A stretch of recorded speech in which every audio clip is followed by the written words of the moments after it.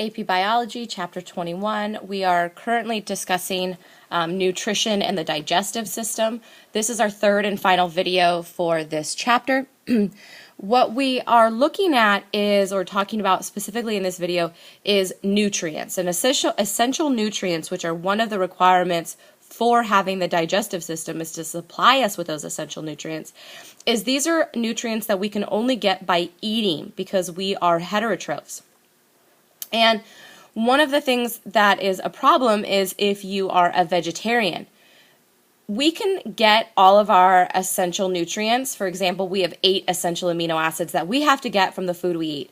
If you eat meat, so if you're a carnivore, it's very easy to get all of those amino acids in your diet. However, if you're a vegetarian, in order to get all of those essential amino acids, you have to be very careful about what combination of plant foods you're consuming. Because corn plant products will not supply you with all 8 essential amino acids. Whereas if you live strictly off of beans and legumes, neither will that provide you with all 8 essential amino acids. And so you actually need a combination of corn plant products and bean or legume plant products in order to supply you with all 8 of those essential amino acids.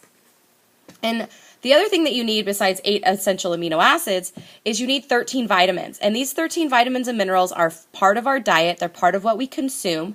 Vitamins are an organic molecule, and their job is they help act as coenzymes for enzymatic functions or chemical reactions that help power the entire human body. So enzymes sometimes require a little bit of extra help from a molecule. That molecule is usually called a coenzyme. The coenzyme is usually a vitamin, and we have to get that through eating. Here's a list of all the different types of vitamins, where they're from, and what role they play in our body. And sometimes it's as simple as they just help us make a coenzyme that is used in reactions involving fat, or they're used in how our skin works, or they're used in how our bones develop. And so all of this is reactions that occur with the help of the vitamins acting as the coenzyme. Not only do we have essential amino acids, essential vitamins, but now we have essential minerals. Minerals are inorganic, and unlike vitamins, which are organic. So minerals are inorganic, and they do a lot of different roles. So for example, one of the minerals that we consume is calcium. Calcium is actually needed in order for muscle contraction to properly occur. Iron is another mineral that we often consume, and it's needed to help us make hemoglobin. Hemoglobin is the protein that helps transport oxygen in our circulatory system. This is a list of all of the mineral requirements that we have in our body, the source from which you can find them, and what role it plays. So it's quite an extensive list, and this is why we need to have those vitamin and minerals. With that in mind, what people will often do is they'll try to take a vitamin or mineral supplement. And supplements kind of ensure that you're getting a given quantity of vitamins.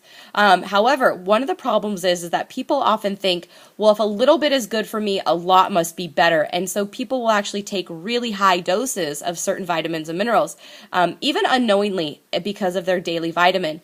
And what can happen is that can actually become dangerous in the long run. One of the ways we can actually see what vitamins and minerals we're getting or what nutrition we're getting is by looking at the food labels of the food that we put into our body. And the food labels will tell us things like how much fat, how much cholesterol, how many calories, what kind of carbohydrates and sugar and protein. Remember, all of those things are providing the nutrients that our body will break down, rearrange, and then use for its own functioning.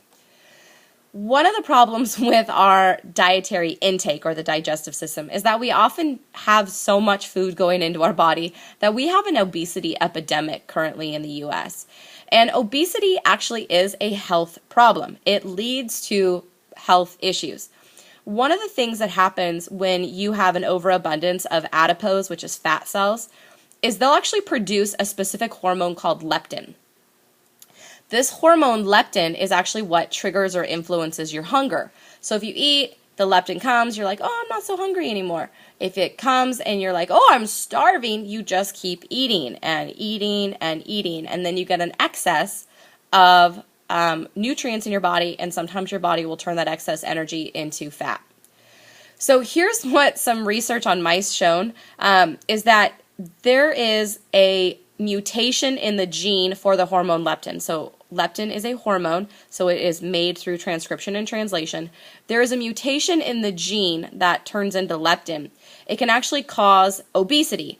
Now what happened was that everybody rushed out and they said, oh my gosh, we found a cure for obesity. It's all about having the right amount of leptin.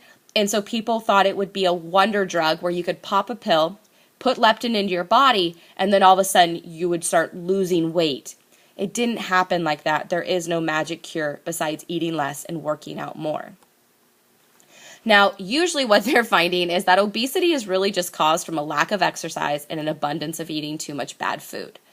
Now, there is actually an evolutionary basis to this, though, because what happened was back in the day when we were in the savannah, we mainly lived off of plant products, so seeds and things like that, and rarely was hunting successful at providing meat.